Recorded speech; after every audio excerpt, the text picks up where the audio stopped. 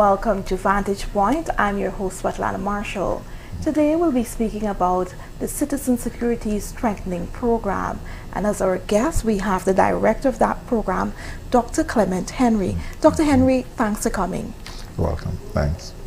Mr. Henry, as some of our viewers may know, the Citizen Security Strengthening Program was launched in 2016 with the aim of enhancing citizen security in the country by reducing crime, violence, and insecurity.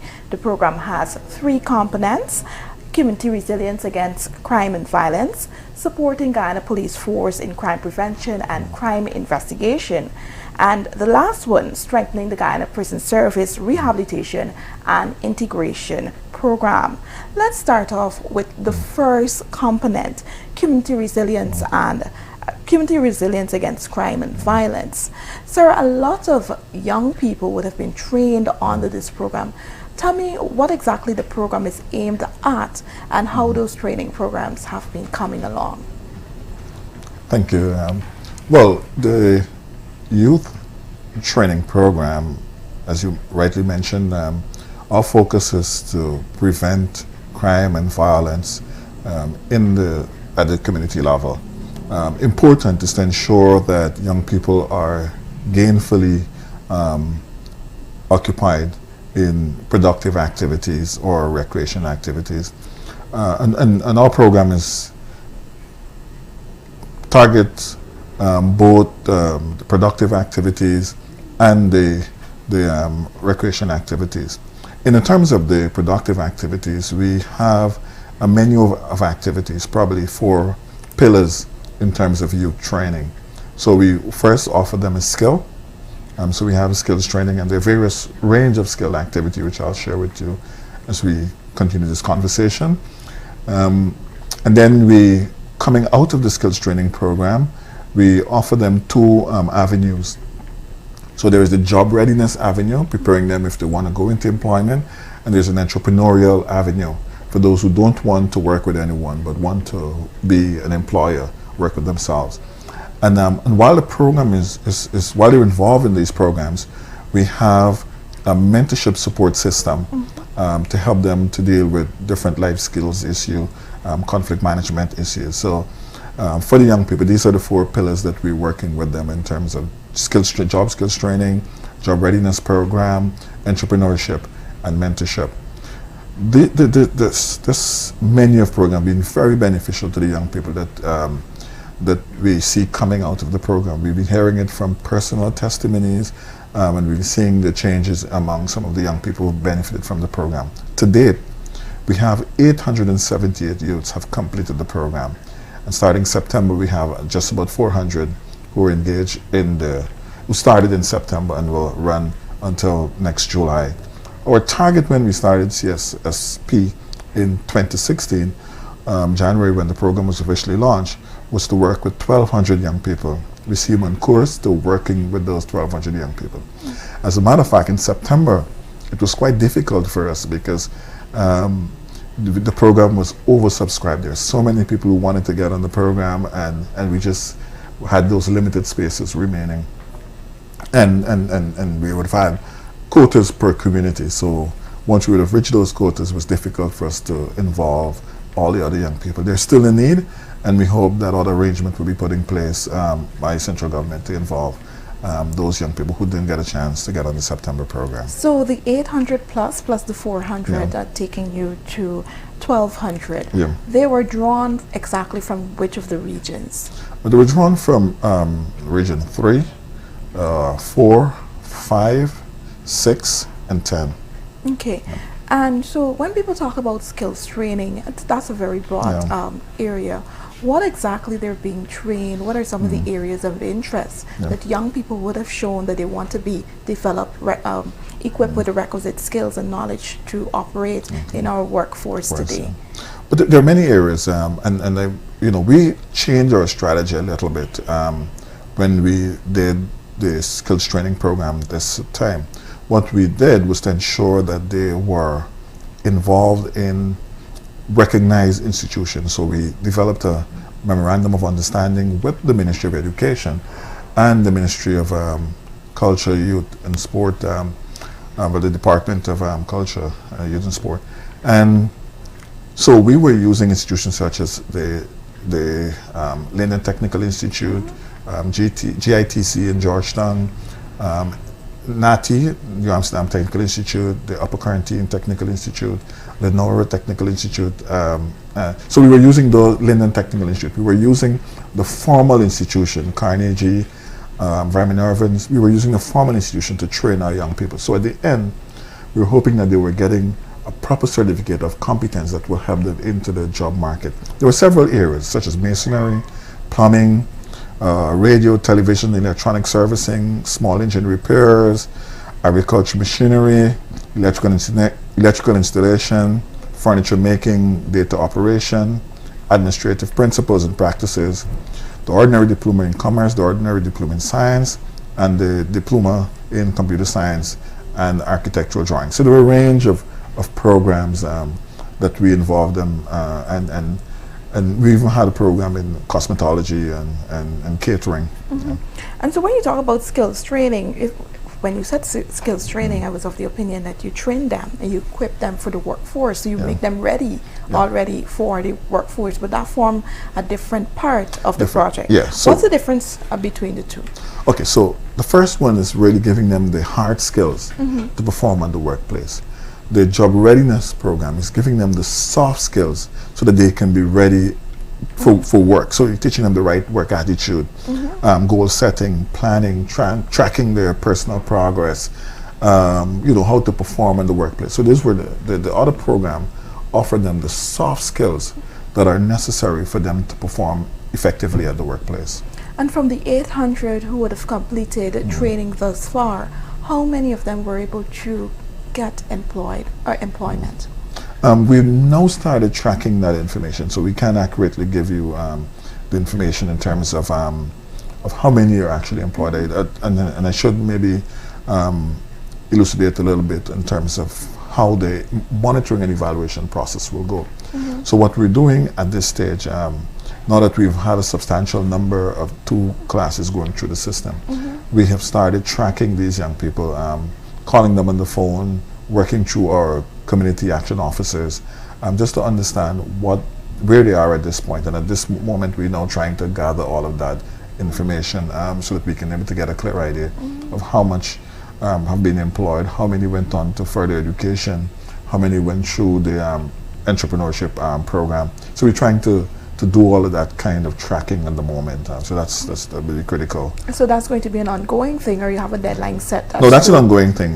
Throughout the remainder of the program, we'll be putting our M&E systems in place so that we can track the outcomes from our training. But I'm sure you would have been in contact with some of the participants, and you would have heard their testimonies. Yes. What are some of the experience they would have shared with you after leaving the program, after successfully completing the program?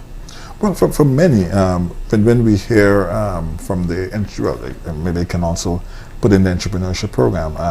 For many of them, the first batch we were able to offer them the grants, and those who would have completed the entrepreneurship program, I must say, once you would have completed that program, we have been giving them just over $300,000 in grant for them to start up their own business.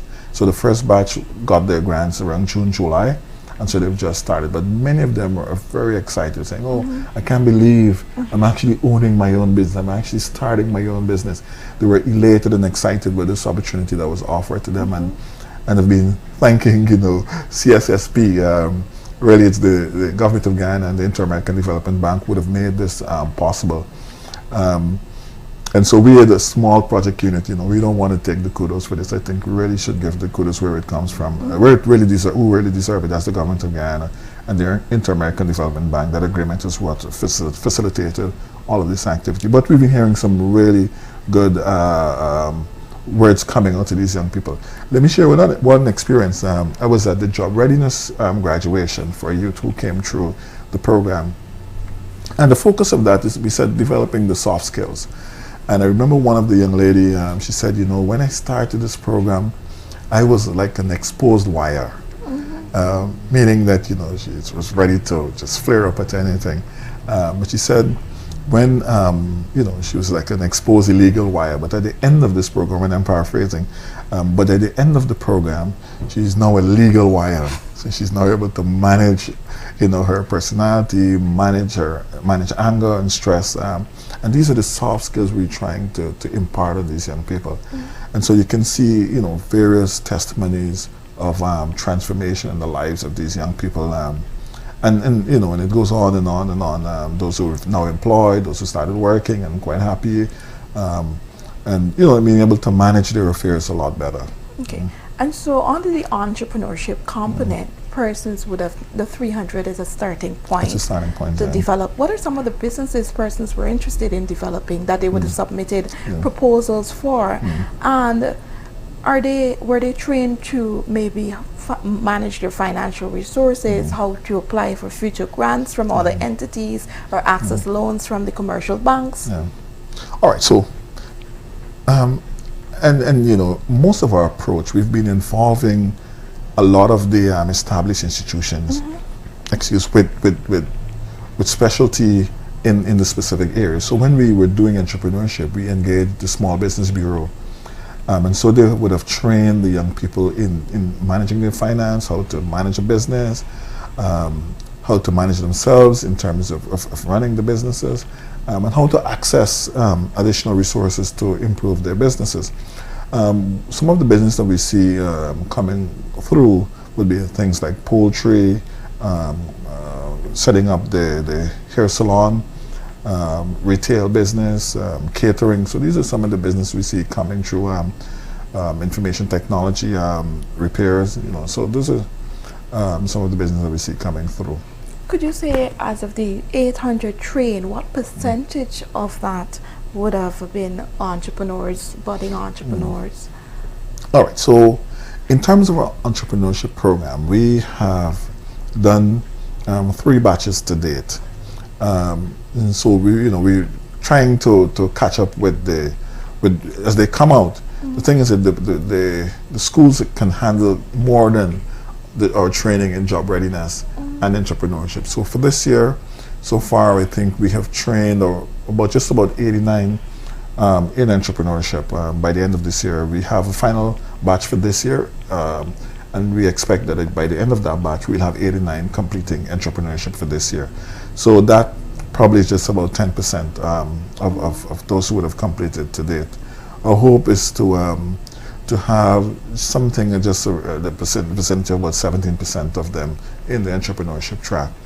In terms of job readiness, so far we've just trained just around 350 in the job readiness training.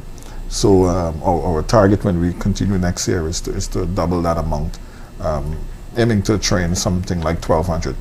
Now, we had a challenge in terms of decisions to make, because we were working primarily with at-risk youth, and we had an instrument that assessed the youth at risk. And so the youth that were more at risk, those were the ones who were first to benefit from the program. But then we had a challenge where we had young people, part of some of those at-risk communities, who would have had these CXCs, they would have finished, completed secondary school, and so they weren't high on the risk scale. But they didn't have the soft skills to actually access jobs. And so we made a decision that, look, we can't leave these young people out, because over time frustration can put them right into the at-risk group. And so we accepted quite a few of them into our job readiness program. And some of them have said, now they can go to an interview, and they're going to interviews and they're getting selected at interviews, because they're now trained, they're mock interviews, they're now trained how to do the interviews, they're now trained how to conduct themselves in an interview. And our partner for implementing this program is CIDAR. And CIDAR has recently started, I think it's a dress for work kind of program, where they're even making available clothing for young people to attend work and to attend interviews, and they're giving it to them free. So our partners have been quite supportive in terms of helping us to implement the Citizen Security Strengthening Program.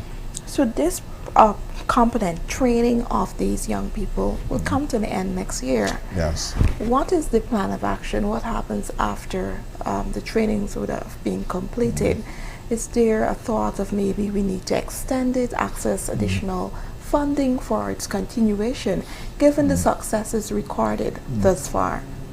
Well, that's a big discussion at this point. When I last spoke with the Minister of Public Security, Minister Ramjatan, he was quite open to the possibility of the government continuing the program.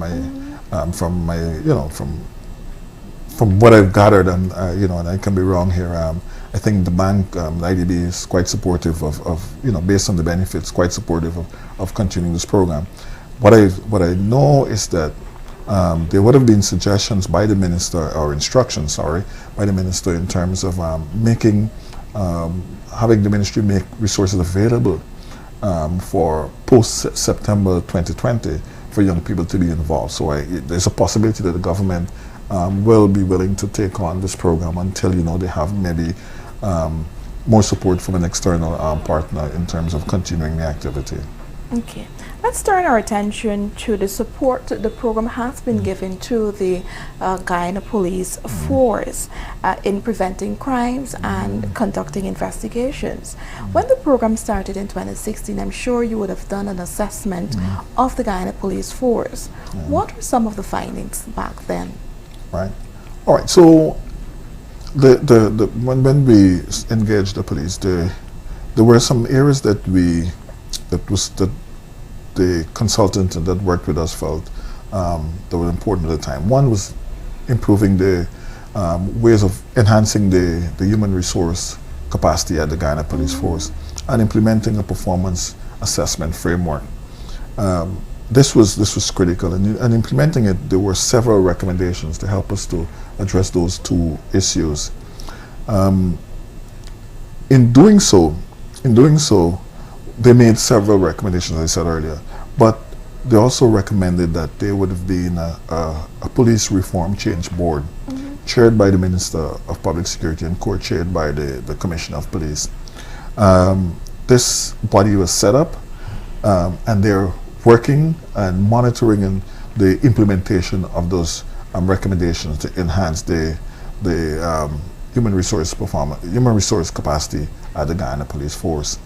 Further, they're also looking at the setting up of a performance assessment framework, and this would be very useful in terms of assessing performance, in terms of promotion, so that if there was any feeling that promotion is arbitrary, I think this system will be able to eradicate any perception of the kind, because we will have a framework in terms of promoting police officers and in terms of them having other benefits from extended good performance on the job.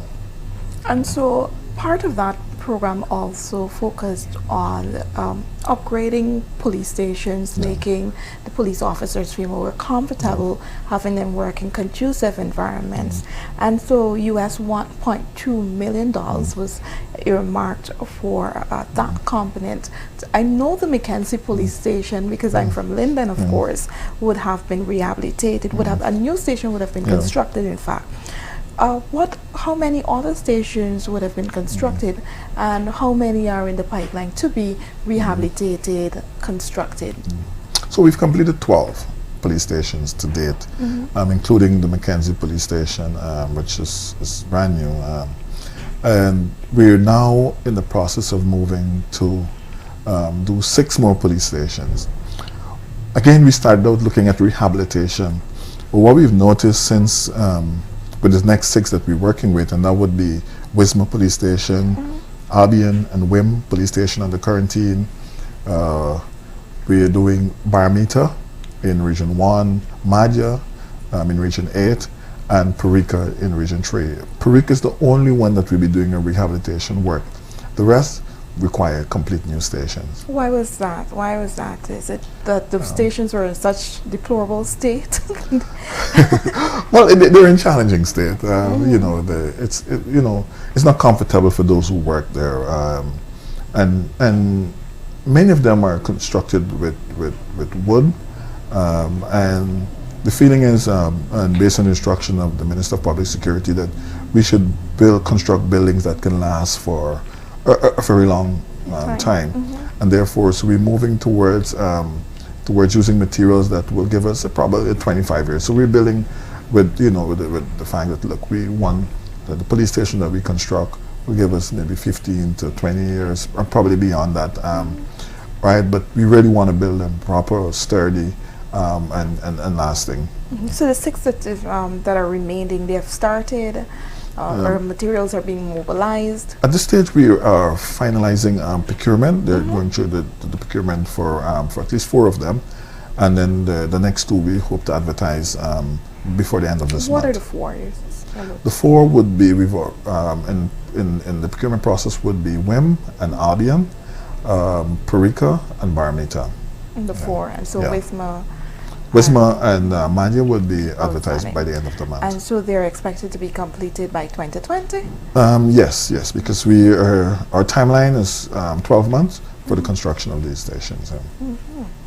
Okay, and so also $1.4 billion was injected into the construction of the forensic lab, and that lab was commissioned in 2014. However, due to difficulties, it was not in operation until recently. I know you had some electrical problems there, and then you had to bring in some equipment to operationalize that facility. What exactly is being done now? You're still dealing with electrical problems? Yeah. Well, yes, we're still at this stage. We have a contractor. We've just had approval for the contractor to do some work, to do the final electrical work on the forensic laboratory. Electrical challenges sometimes are tedious to deal with. As you uproot one issue, then you go to the next stage, you see additional issues that need to be tackled. And we recognize many of this when our air quality consultant came on board, and he did his assessment of the system. He said, look, we would need to do a major overhaul of the electrical system. And so we did it in phases, actually. So we started phase 1, and now we're doing the final phase 2. So it looks like if we can be able to solve this issue, we're hoping by the end of the year, we'll have all of that, the electrical issue solved, and the air quality system up and running. Okay, and I'm sure that would have cost you some more money. How much? So, now I think the electrical system is just going to cost us about $7 million, just over $7 million. Just over $7 million Guyana dollars. Yes, US? yeah, Guyana dollars. Okay, and so is there any other besides the air quality and the electrical system? Any other issue that you're dealing with the forensic lab? Oh, yes. The major issue is accreditation. We want to ensure that by the end of the program, the lab is fully accredited. We're working with Mr. Herman Edmondson, a Jamaican consultant who has extensive experience in working with forensic laboratory, and he's been giving us the support to move the lab towards full accreditation. So and what a full accreditation would allow us here in Guyana to do? I know it's already in operation, but when we're fully accredited, what happens next? Or what are we capable of doing? Well, accreditation is what brings confidence in the results of the lab. Accreditation will allow more people to want to do tests with the lab, because you have a high level of certainty about the accuracy of the results. And that is why we want to take the lab to accreditation, full accreditation, so that we would reduce any question about the findings, because towards the process they'll be doing proficiency testing. And proficiency testing, what another lab do is to test to validate the findings of our lab. So if we said this sample has the presence of, let's say they're doing drug testing and it has the presence of cocaine and if another lab tested, they must come up with similar results. And so this component that treats with the Guyana Police Force would have not only focused on crime prevention, you're training police officers, but investigation. And I know this is where the forensic lab comes into play. Any other training that deals specifically with investigation, and would you have seen results that, because oftentimes you hear crime committed, murders are committed, but police sometimes they have difficulties finding those responsible. I know we would have solved some murders recently, but have you been seeing the results so far? I know that the lab was recently recommissioned, if I could say that. Yes. Well, again, we've in terms of equipping the lab, and we've equipped the lab with some state-of-the-art equipment recently, and so they're in a better position to do it. And we've been doing training with the police in terms of evidence management and their overall investigation, crime scene management. There's also other training that the police they're receiving, other trainings coming from, such as the Justice Education Program. There are other bilateral partner, the Security Sector Reform Program. So CSP, even though we're funded by the multilateral bank IDB, but there are other partners who are involved in supporting police training, and we're having constant conversation. So the IDB is talking with the British in terms of the implementation of their program, and then we have the Canadian funded Justice Education Program. There are discussions there too. So all the owners in CARICOM, those who are supporting program in the Guyana Police Force, they're talking to each other. So it is really creating the beneficial synergies that we would like to see in enhancing police investigation. So you're seeing results? Definitely, yes, we are. And the police officers, those that are the 12 police stations, those operating within the 12 police stations, they're now better focused and delivering, giving maximum output. Yes. Well, I mean, we can, we can just look and see what's happening. In the fight against crime, you're finding that a lot of the crimes are being solved. So the criminals are on the back foot because crimes are being solved. The police are doing proper investigation, and they're quite comfortable now in many of the stations. We're moving towards even digitizing many of the programs, the human resource system. So we're working now on developing an electronic document management system for the Guyana Police Force. So that too will assist. The ministry has a crime observatory. We're moving toward doing crime mapping so you can understand patterns in crime and where the hotspots are that will be helpful in crime prevention. So CSSP, we're working from several points in supporting the police in crime investigation and in crime prevention, and I think we're seeing some very, very encouraging results, particularly in crime investigation. Let's talk about crime mapping. So you've started that already. Yes. And exactly, so what are some of the hotspots you're already looking at where you have a lot of crime? I know people often when they talk about petty crime, they talk about the Starbuck Market area, but where robberies take place and so on.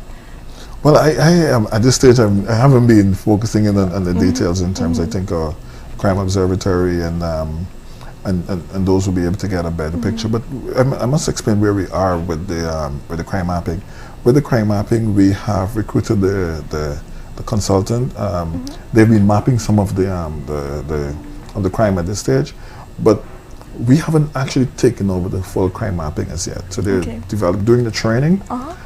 We hope by the end of the year, we are just secure the purchase of the software, and so by the end of this week or early next week, we should have the software available for the crime observatory and for the police.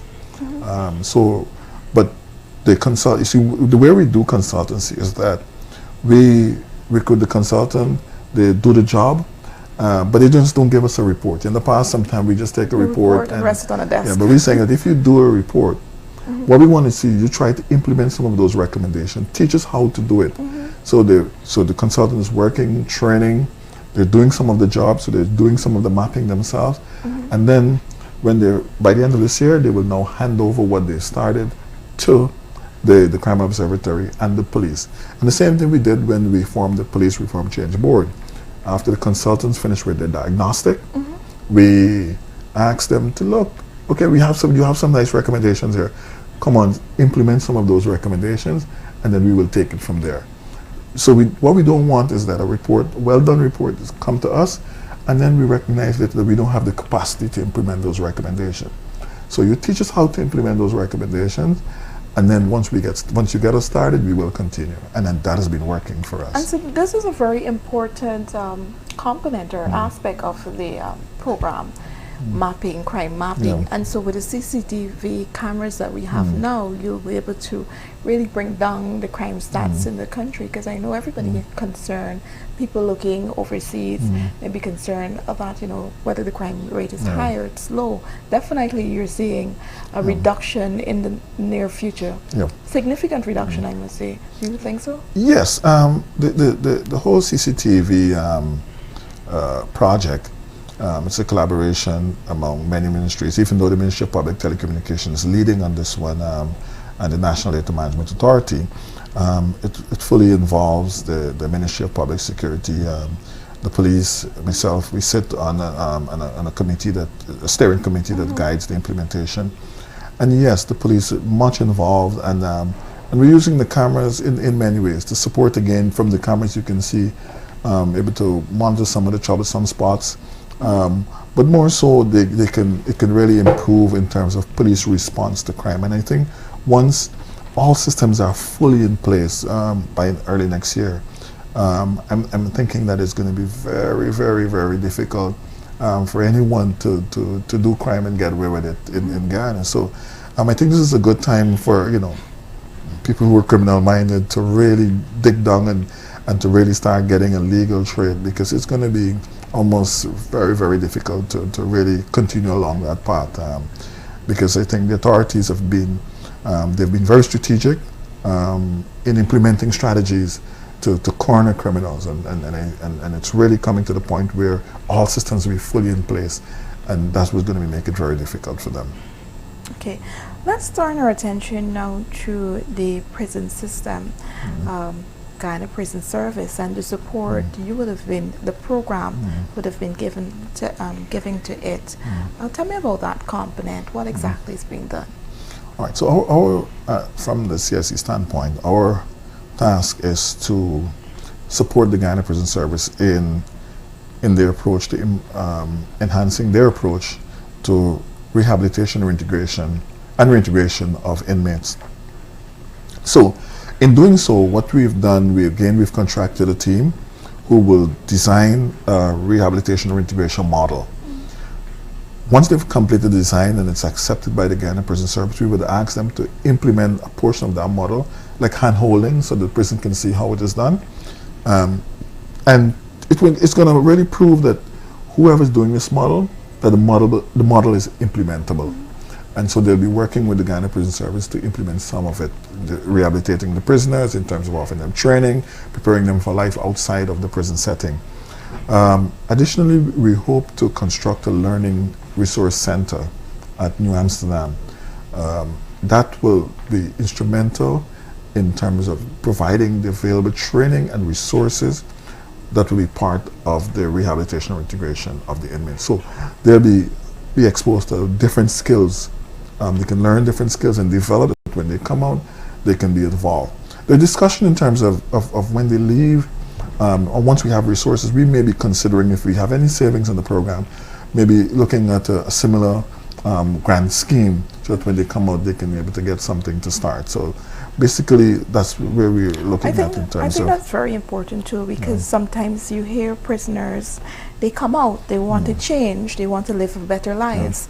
However, they're not meaningfully employed, they have issues accessing finance, and so once you equip them with the requisite skills and resources, financial resources, I think they'll be able to contribute meaningfully to society.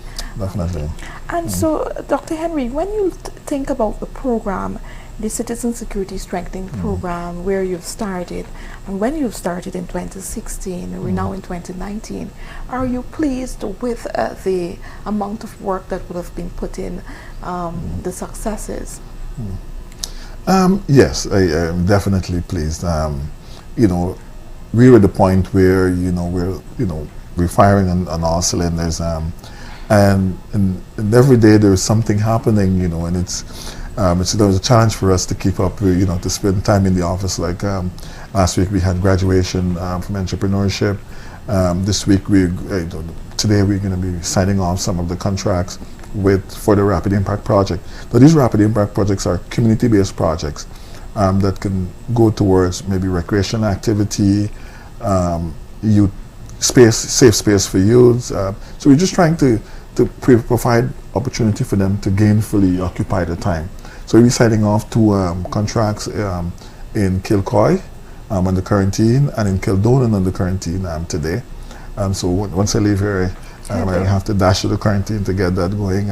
So there's so many things are happening, and we're quite happy about the pace of our implementation. There are challenges because the community program been going for some time now. We're seeing that some of the original people who were supporting us, they're getting a little tired, and so we have to find ways and mechanisms of replacing some of those community volunteers, and this is something that's engaging our attention. So amidst the successes, there are challenges, but you know, we're quite happy in terms of where we are and the successes that we're seeing. And as we wrap up today's program, any word of encouragement to those who are listening, those who would have benefited from this program, and those are the 400 plus who would be trained, who are being trained actually, and will complete their training in 2020? Well, I want to encourage them in terms of staying the course. You know, young people who have listened to me. I like to say to them in simple terms. I say, life is like a piece of paper and a pair of scissors. Every day you're cutting. Everything you do, you're cutting. You're making moves in your life. You can cut a really intricate pattern, meaning that you can really do well with the opportunities that are offered to you, or you can be distracted by unproductive friends, and you can make a mess of your life. You know, life is like a piece of paper and a pair of scissors. You can cut an intricate pattern, or you can make a mess of it. Youths, I want to encourage all young people, those who benefit from our program, those who we wish you could have benefited but didn't benefit. Seek out positive friends, seek out positive opportunities, and be committed and resilient enough to fight the stressors of life that will lead you down the bad road, because you don't really want to make a mess of your life. You want to make the best of your life, and you know, particularly in the light of Guyana's impending prosperity, you don't want to be locked away at this point when everybody's benefiting. You know, this is the time to stay free and to benefit from the programs that will come and that are coming. Dr. Henry, I must say thank you so much for coming on our program and sharing about the Citizen Security Strengthening Program, the work that you're doing in the Guyana Police Force, the prison service, and in our communities, training young people and helping them to be better involved and contributing positively to the development of our country. And so with that, we've come to the end of this edition of Vantage Point.